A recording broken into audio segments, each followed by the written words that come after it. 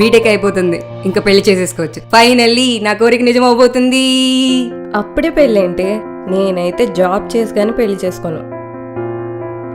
ఇలా జరిగిన 6 monthsకి మన శ్రేష్ఠ లైఫ్లో ఏం జరిగిందో చూద్దాం.